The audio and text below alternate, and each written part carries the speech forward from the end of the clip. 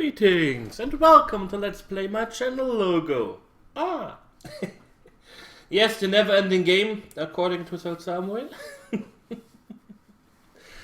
I had some topics today. Some recent events occurred in the internetverse and I wanted to talk about it. I kind of want to talk about artsy games. Or games that are not really games, but are more about art, conveying a message, mostly political nature or something like that. The reason why I am talking about this because there was a indie studio in Belgium called Tale of Tales. And they released the first commercial title. They released some games beforehand.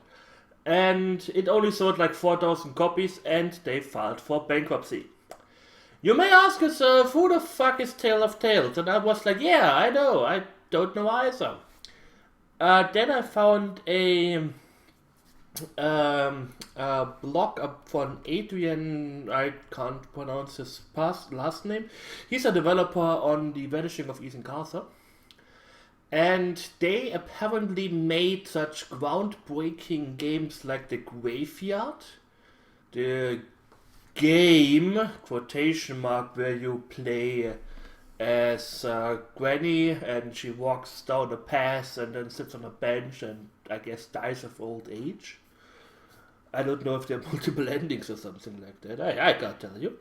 They also made, I think it was The Woods or The Forest, where you play as 4 different Red Riding Hoods, or several different Red Riding Hoods. And if you walk down the path, yes, the path, that was the name. And if you walk down the path, then you find Granny's home and the game is over.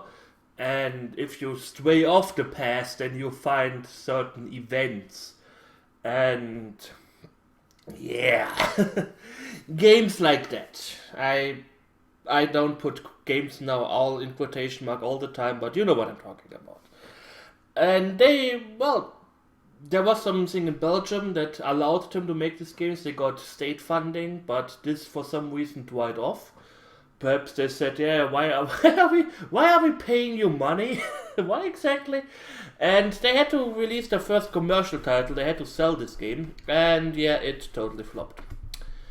The game was about you are playing an Afro-American lady who works for a Latin American dictator during, I don't know, 1925 or so.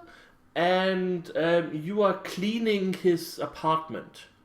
Every day for 1 hour you are cleaning his apartment. That's the gist of the game as far as I gathered today while driving in the subway. It of course conveys a heavy political tone. Like you can remove what was the word? Disturbing books or problematic books, something like that. And you can look out the window and you sometimes see the city burning because there's a civil war going on against this guy and so on and so forth. And apparently the controls are horrible. The game looks the game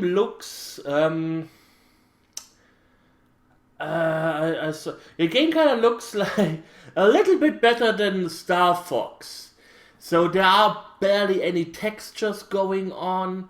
There is the game looks horrible. Well, it doesn't look horrible, but it looks bland. There is not much going on. They did play a little bit with colors and so on, but apparently this pretty simple game runs worse than The Witcher, according to the Ethan Carter developer. It is really no question why this game bunked, because I haven't heard of it before.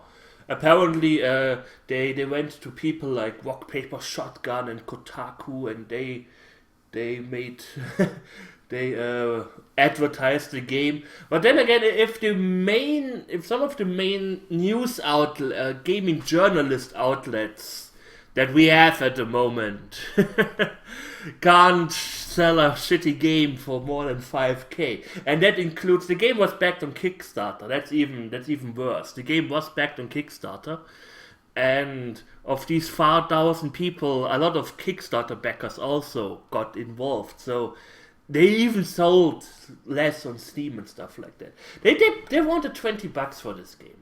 I think that was one of the main problems. I don't buy Artsy Games for $20. It's just, unless the game is like, $20 would about be 10 hours of entertainment. 10 hours of entertainment for $20. I have this €2 per 1 hour entertainment rule going on. The Go has the same sort of, unless the game is like really, really good, then of course I can change it. But then again, I paid like $10 for Batman, and I played it for 12 hours, and it was awesome. Arkham City, wow, 24 hours. Skyrim, I haven't even finished it yet.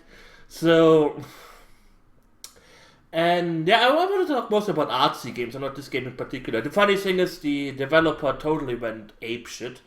Like, fuck the gaming industry, fuck capitalism, this is a proof that capitalism doesn't work, and so, I mean, I'm sorry, this is kind of like with Uwe Boll, who uses some loophole in the German system. I think that got fixed because he wanted his last movie also back on Kickstarter.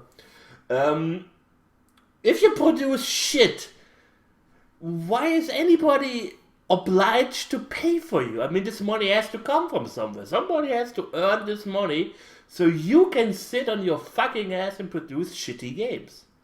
It's the same with Gone Home. Or the what was it? This is also such a walking simulator. I forgot the name. Dear Esther. Yes, that was it. Dear Esther. I bought this game because it was when it was reduced, but I know. And do you know where I found or saw a lot of Artsy Games? Newsquote. I mean, let's be honest here. If you want to convey some sort of political message or something like that, you don't need the highest end graphics or something like that. You can just make a shitty Flash game and put this out. There are some developers, I think I mentioned this in my stream with once, who does some vignette games. I still don't know what this word means, but they are like 5-10 minutes long. It's not really a game, it's just some shortish visual novel. Like you click on 3 buttons and then you get raped or something like that. There's a game like that out there. Like you have some dialogue tree and then boom, and oh, that is so bad. Yeah, I know that is bad. I don't need, I mean, we have, on the other hand, we have games like Deadly Premonition, where rape is a pretty big theme in the game. And it, but it's still a game. The first thing you have to do if you want to sell on Steam or whatever, or cater to gamers. They didn't even want to cater to gamers. I don't know. You make a game and you don't want to cater to gamers. What was your business plan? That is like saying, I'm making a pizzeria, but I'm not catering to hungry people. I'm catering to people who are already full. Come to my pizza place, pay money, take your pizza home, eat it cold in the afternoon or evening. Is this my business plan? I'm selling nice fresh pizza to people who then go home and eat it there because I put a time lock in. Like, you can eat this pizza in 5 hours. I don't know, something like that. They create games but don't want to cater to gamers because gamers are stupid. They just want to shoot stuff and kill people. But there have been some pretty well-made, successful games with a pretty heavy political undertone coming out the past few years. Papers, Please comes to mind. This War of Mine comes to mind. And the thing is, they put the gameplay first. They made a game and put the political message on top of it. That's the important part. If you remove the political stuff, you still have a good game. I mean, you can remove this, take this War of Mine. I just played it yesterday a little bit. The setting doesn't matter too much for this style of game. You can talk about war, or you can change a little bit, and suddenly it's about, I don't know, making a pizza place that you have to create from the ground, and you have to scorch for fresh vegetables in the woods or so, and so on and so forth. I don't know. It would work out. Shut up. Or Papers, Please. I mean, you can also put this in a nice sunny state where you just check the passports of tourists or so.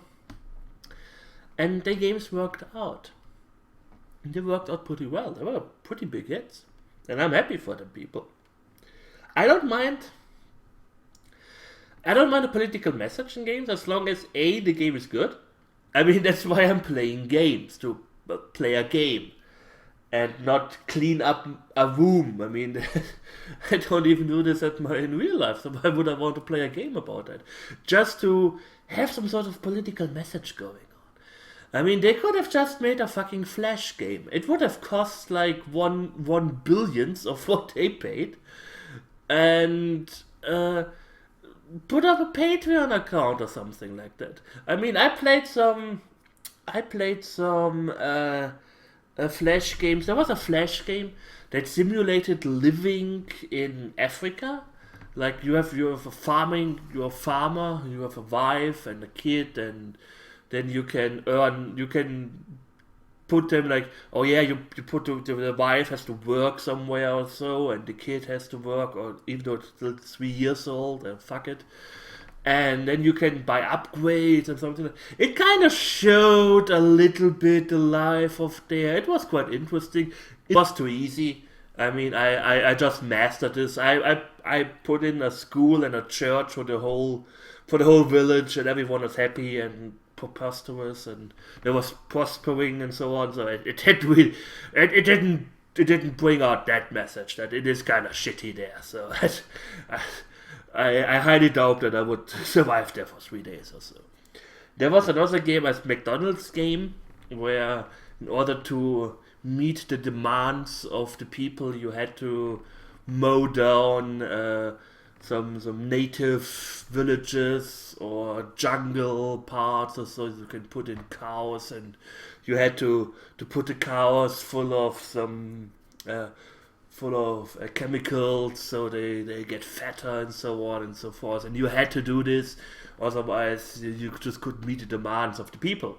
That was a pretty heavy message, but it was still a fun game. And that's the important part. I mean, why? I don't know what their thought process is.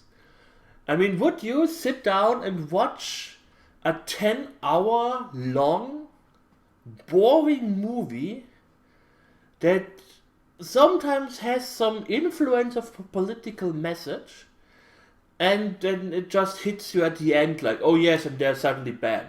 Who would do that? Who would write a book that is 500 pages of lorem ipsum, but you have to read every line because sometimes there's a real word in it, and if you string these words together, then you have a coherent story. But you have to read through the whole lorem ipsum, di, sola, mara, la la la. Who would do that? Why would I play a shitty game just because it has a political message that may be hidden in there, that may be good? I don't know. Make a game first and then make it artsy. Or make fucking Flash games for all I care. I mean, a friend of mine, Gaming Pixie, he made a pretty heavy game. Let me check the name, I have it on my desktop. It was also, she put a lot of effort in there. I don't have it at the moment. I think it was, let me check, I have it here somewhere, shut up! She Who Fights Monsters. And it's about living with a father who is a drunk.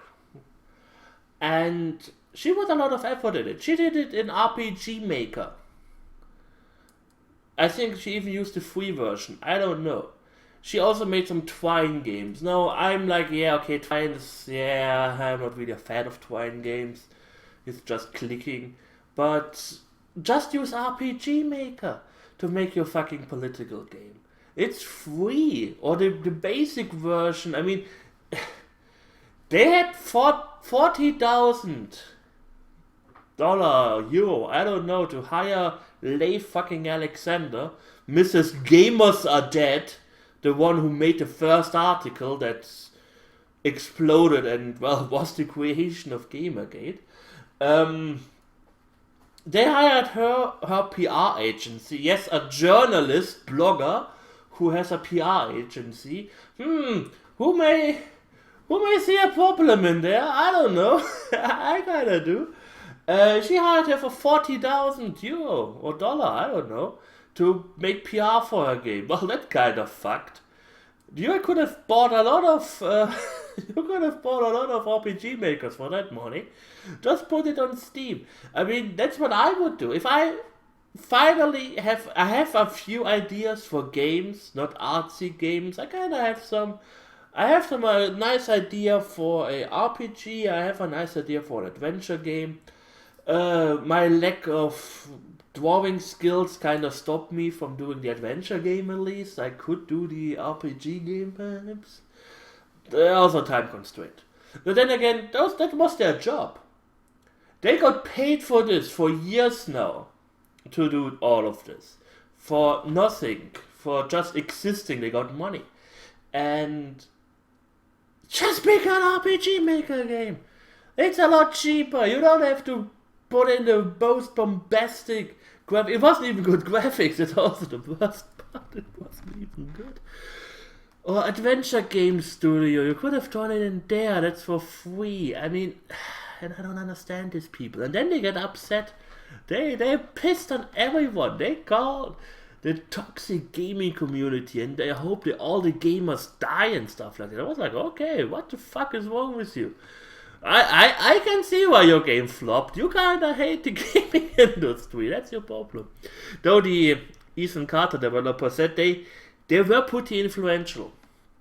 The pass kinda showed him a few ways how to handle things, how to do story building. And I mean, if they are that good, then they can work as consultants or can make workshops or something like that. Like how to put in some artsy stuff in your game that drives a message home to people. And yeah, that's okay. That's okay, but make a game first, please. I don't like artsy games too much. I don't like this they're really pretentious. They are acting like, oh yeah, I just shit on your carpet and you have to like it. That's how most artists that's how I see most of these artists. And I got a message on WhatsApp. I have to check it real quick because I'm waiting for one.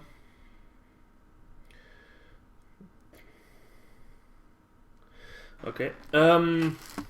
Yeah, that's it. That's my take on artsy games. I'm not a big fan of them. Put them on, make them as easily accessible as possible, so a lot of people get them, and then just live with Patreon or donations or something like that. I mean, there are so many people out there who live on fucking Patreon money that they don't even have to lift a fucking finger, and then just make some 10-minute, 10, 20, 15, 50, 1 hour games. A little bit with RPG Maker. It's not that hard. You can use the custom tile sets or so. Yeesh. Anyways, another thing I wanted to talk about is female protagonists. Again, the journalists this year were like, oh, there were so many female protagonists in E3, and it's awesome, and it's the best E3 ever. Also, back to this Ethan Carter death, he has a lot of interesting blog posts. He also made a blog post and compared this year's E3 with last year's E3. There weren't much difference in female protagonists or I think there were a little bit more speakers this year, female speakers, which is cool. I support this. And so on and so forth. But last year E3, there are not so many female characters. Beep, beep, beep, beep, beep.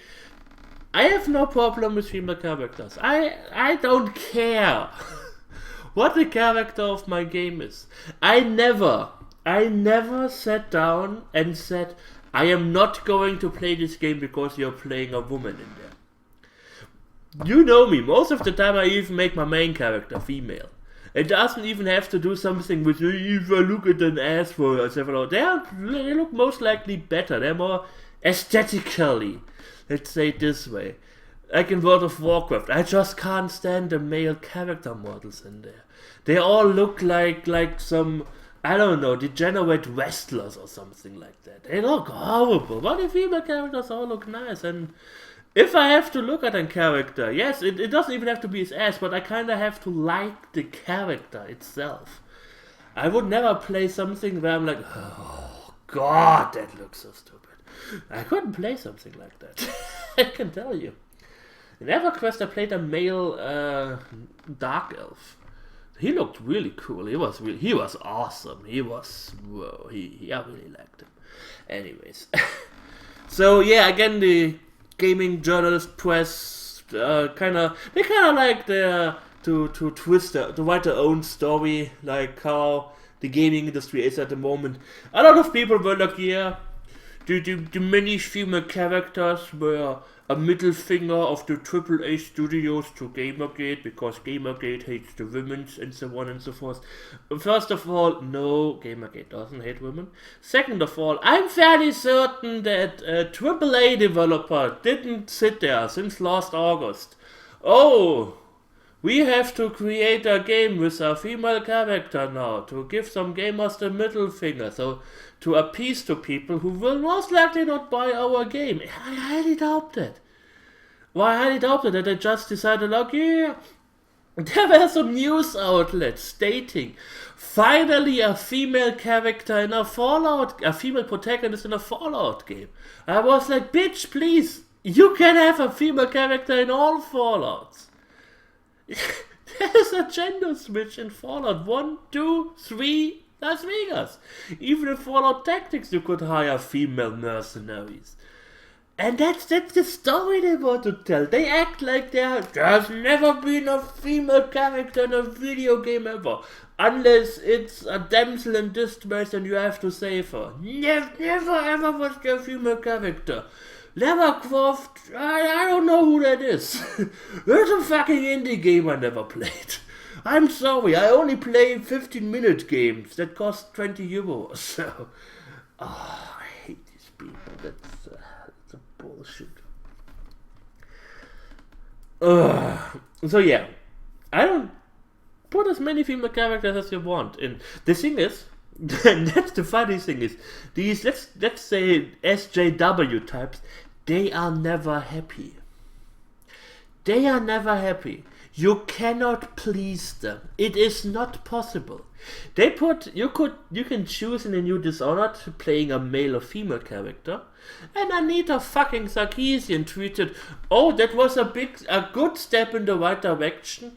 I would have preferred if there was only a female protagonist."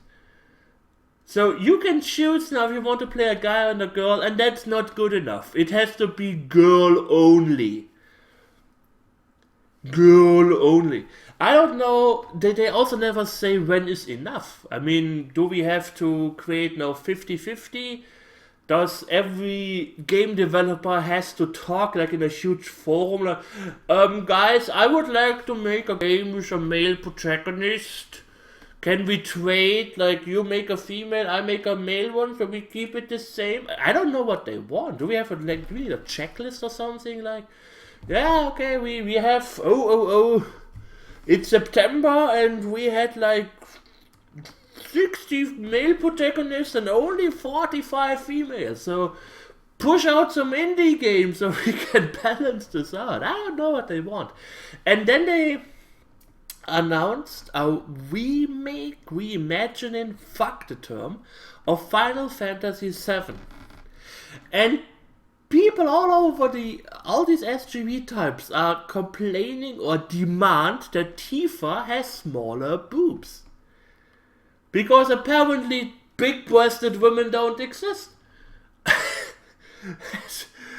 I mean, you have Abyss, who is kinda a little bit flat-chested, and you have, what was the name of the ninja girl? I hated her. Yuffie? Yes, Yuffie. Who, I think it was normal, I don't know. She had breasts, but not big ones.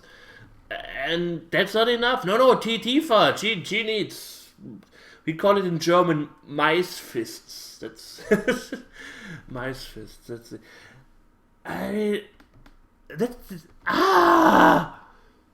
Oh, you're just a female protagonist. Oh, but she has too big breasts. Please make it smaller to appeal to me.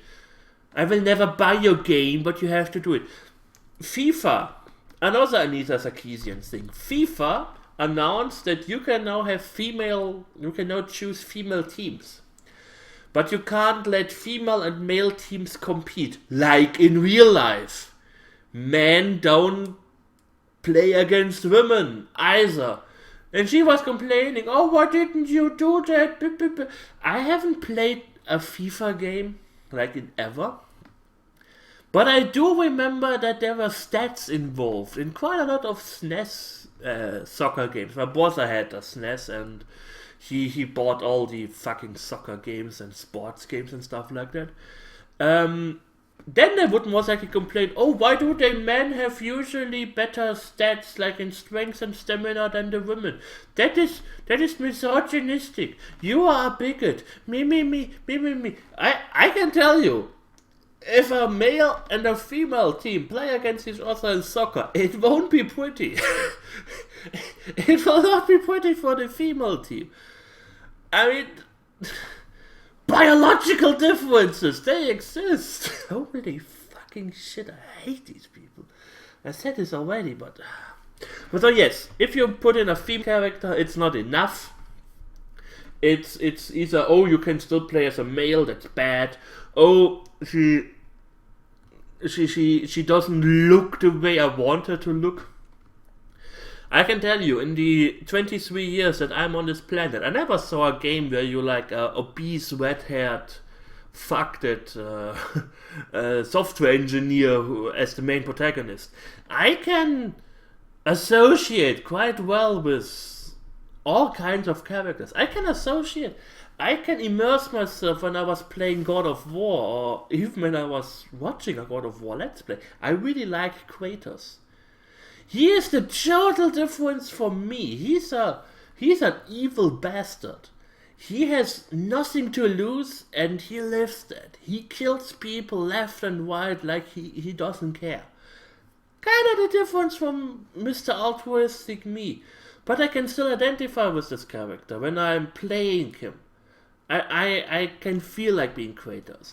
I also like, oh yes, a white protagonist is also a problem because this thing that I don't understand in America. They always complain that there are not enough black protagonists.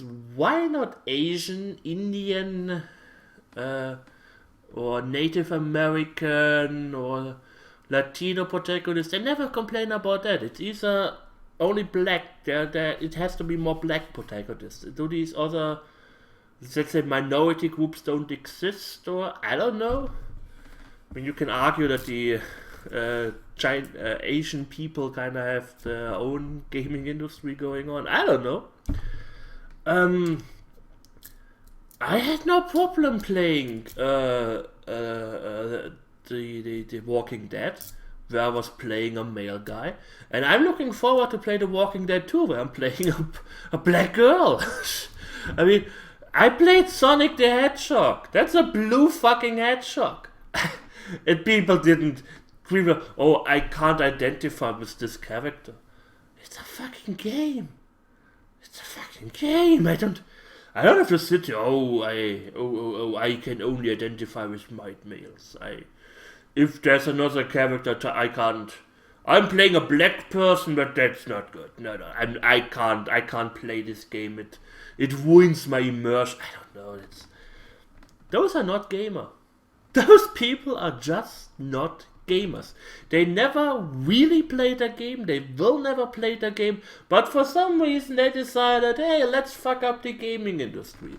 Because it's the most profitable. It's better than the movie industry. There was Jonathan McIntosh, the fucking co-producer of Anita Sarkeesian, or Feminist Frequency, let's say it this way. And he was tweeting stuff about Doom. And oh, it's so brutal, and blah, blah, blah. He could be Jack Thompson. I feel like I'm in the 90s. There's Jurassic Park in the cinema, and people are complaining about violence in video games. And he was like, oh, what is this saying about the state of the gaming industry? That people are so excited about such a brutal game like Doom. What is a Serbian movie saying about the movie industry? What is Saw 4, 5, 20? I don't know where they are saying about the movie industry. I don't know. I never really cringed too hard at a video game. But I cringed pretty hard when I watched stuff like Hostel, Saw, because these are real people. I know it's not real, but these are real people. I don't have this feeling with video games unless they are like real life actors. Like it was pretty cringe-worthy in the 11th hour when that woman was losing her hand due to the gate there. That was pretty hardcore. But it was a real actress. If it happens to some random pixel mesh, that doesn't just matter to me. I don't sit there like, oh yes, oh, murder, oh. And what does it say about the state of the gaming industry? I don't know. What does Game of Thrones with its barbaric violence from time? I never watched it, but what I've heard say about the movie series or the book industry. What does, I don't know, there was some years ago in Germany, Feuchtgebiete, wet fields, I don't know, wet areas. It was pretty good book apparently. It was really heavily pushed in the press. It had of course a really, really hard sexual theme. What does this say about the book industry? Are they all perverts or so? It's one game out of many. There are many games that I play where, let's say, combat is not the main factor, or killing or slaying. I mean, like Gnomoria. I usually like to just war myself in and build my fucking area or my fucking underground empire. Combat is not the main focus in fucking Gnomoria, I can tell you that. It mostly annoys me. I kind of like it when it's still there. Like, I don't play on peaceful. Same as Minecraft. Minecraft, one of the biggest games that are out there at the moment. It's not really about killing.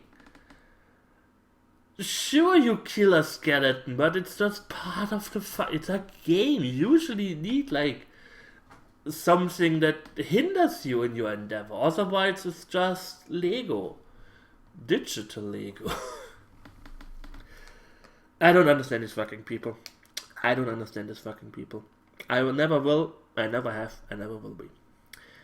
Anyways. What have I been playing this week? I've been recording a little bit of my new Let's Play on the weekend. Still not enough backlog to start uploading. I'm sorry. I played a lot of Environmental Station Alpha. Metroidvania style. You can kind of say it's Super Metroid in big pixels. It's a pretty fun game. I can enjoy it. Sometimes I'm like, what I hate in Metroidvanias, let's say you have a door, and you can only open this door with ability A. And you finally, after hours of gameplay, find ability A. And you're like, yes! Finally I can open this door. And you open the door, you go through it, and there's another door where you need ability B. And I'm like, you fucking assholes. What was the point of that? There was nothing in this hallway in between the doors. There was nothing going on. It was just a big middle finger fuck you to the player. And I'm like, that's not fun. That's really not fun. I didn't enjoy that part. But oh well. Otherwise, pretty good game. I've been playing a lot of Isaac. For some reason, I really felt like playing a little bit of Isaac. About games to Let's Players, so I kind of don't want to let you guys waiting for too long. I mean, I can do these vlogs every day if you guys want to. They are usually more viewed than my fucking current Let's Plays. I have to say, I should stop looking at the past videos that I uploaded. I need to look at the whole picture, because I think it was Liberty Denied who said a lot of people prefer to watch my finished Let's Plays more than the current ongoing stuff, which is okay. I enjoy it when people watch my stuff. I kind of don't want to let you guys waiting though. I did get Dungeon Mans. I have to check if I can record this. I was thinking of maybe uploading this. I could upload a little bit of Isaac if you guys want to. I mean, it doesn't really matter to me too much when I'm playing it anyways. I will most likely not talk too much. I was also again thinking about streaming. There is a Roomba. Is there? He does streaming and recording videos kind of like in one thing, and he doesn't have a lot of chat interaction. And I was thinking perhaps doing that, sort of like doing my thing and kind of. I don't know. I was thinking a lot of things through. I'm looking forward to finally upload the big Let's Play that I announced, but I didn't, like I said in the last video, I should stop announcing stuff. I will check if I can get something running, but don't expect anything. If I feel like, or perhaps I carry on playing Darkest Dungeon, people enjoyed that one. I have to see. I'm going to play now Batman Arkham Asylum.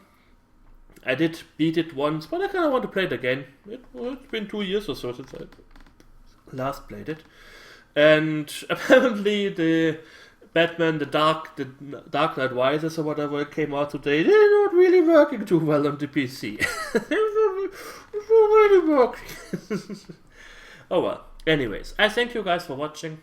I hope you enjoyed it. And we will see each other soon. So take care and hit the like button.